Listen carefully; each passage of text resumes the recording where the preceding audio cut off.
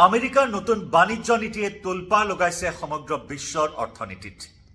ৰাষ্ট্ৰপতি হিচাপে শপত গ্ৰহণ কৰাৰ পাছতে ডোনাল্ড ট্ৰাম্পৰ যি নতুন বাণিজ্য নীতি, বিশেষকৈ চীনৰ ওপৰত, মেক্সিকোৰ ওপৰত আৰু কানাডাৰ ওপৰত নতুন শুল্ক আৰোপ কৰা হৈছে আৰু এই নতুন কৰ নীতিয়ে বিশ্ব অৰ্থনীতিত প্ৰভাৱিত কৰিছে।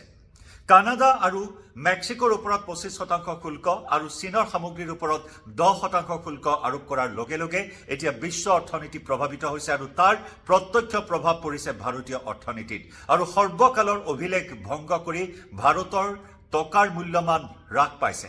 প্ৰতি ডলাৰৰ বিপৰীতে ভাৰতীয় টকাৰ মূল্য হৈছে গৈ এতিয়া 87 টকা 29 পইচা। এয়া সৰ্বকালৰ অভিলেখ।